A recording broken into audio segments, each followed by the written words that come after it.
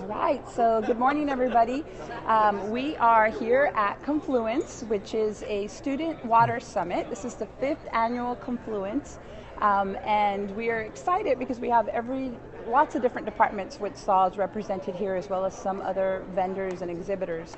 And right now we want to talk to you about our desalination plant. So we're with Richard, who is working on our desal plant, and I'm going to kind of hand it over to Richard and let him talk to you a little bit about that. So, okay.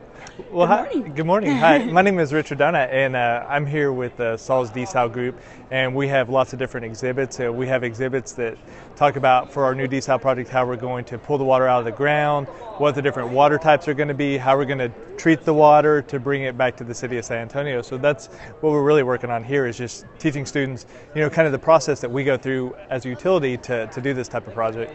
So we have this cool looking thing behind us. Can you tell us a little bit about this? Yeah, exactly. So this is just a mock-up version of a reverse osmosis train. So this will be the heart of the treatment plant that we're building right now. And these are the different vessels, and there'll be over 230 vessels. And then membranes inside of there, there'll be over 1,640 of these membranes. And I can pull this right here to show you. So this is what a typical membrane will be, and this is one you can unravel, but these will all go within the vessels here. So. And so the membranes are what pulls the salt out of the water? They do, yeah. The water is forced through the membranes at a very high pressure, and the clean water comes out the middle. So we'll get a clean, almost deionized water, and then the reject water is going to come out from the other part, and the reject water we're going to dispose of through a deep well injection. So I see some water samples here on the table. Can we talk about that? I mean, because I think brackish water is sort of hard to understand. Yeah, definitely. We have 4 different water types right here. This is just our standard Edwards aquifer water, and this shows how much salt is in about 1 liter. So we can see very little salt within the Edwards water. This is the brackish water that we're going to be pulling out of the ground. And you notice the brackish water looks clear. It's not mucky or anything like that you might expect. And this is the salt that's in that. Next, we have the water that's left over from the desalination process. So this is kind of our leftover brine. And I think people think of brine as kind of like a sludge or something that's very nasty or salty, but it is salty, but all these salts are dissolved within this water. So this is how much salt would be in a container like this. And then finally, we'll be injecting the water into an injection zone, and the water in that geologic formation is going to be extremely saline. So it's 3 times the salinity of seawater. And you can see some of the materials already falling out the bottom, but this is how much salt would be in our Edwards, or that type of injection zone. Someone asked where we were. So we are at the convention center, right? That's correct. And this is ballroom C. And so it is Confluence. It is the student summit that SAWS does every year, and this is our 5th year. All right. Any other questions come through, Danny, or? Got a thumbs up. We got a thumbs up. Yay. Well, thank you guys. Make sure you guys like us, tap the screen for hearts, or swipe and share for anybody who might be interested in the topic.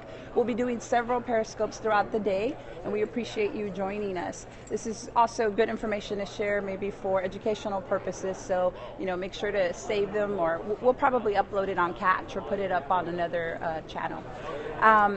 I know sometimes people are concerned about sort of energy, how much energy it takes. So can you tell us about the difference maybe between brackish desalination versus ocean water desalination? Yeah, so for ocean desalination, they're very energy intensive. Mm-hmm. So it takes a lot of energy to drive out the salts to the water.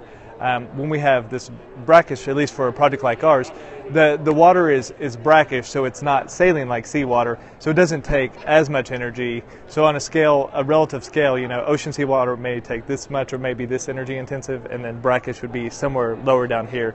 A lot of our energy costs also will come with our injection or removing all our concentrate brine down the injection wells, just the pressure it takes to push it back into the earth. So. Okay. And then, Is our plant open? We got a question. sure, Oh, yeah. our plant opens It's going to be in October 2016. It'll be officially online. so this fall, and you'll be seeing sneak peeks of the desal plant on our social media feeds. So our Twitter and our Facebook, whenever we do hard hat tours out there. Sorry guys, we've got announcements going on. I don't know if you can hear that. We'll pause a second for that. And we got everything checked in. We're going to start in probably about 3 minutes. Thank you. 3 minutes. Okay. For those of you that are just maybe joining us, we are at Confluence, the Student Water Summit that SAWS does. This is our 5th year, and we're speaking with Richard about desalination. There's another question. Are there models of the plant? Models of the plant.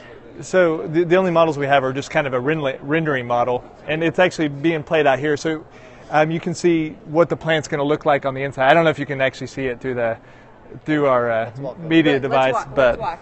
I'll let Danny walk with you. But these are renderings that show what the plant's going to look like inside once it's completely constructed. So see, there's the membranes, kind of like the example we have out here.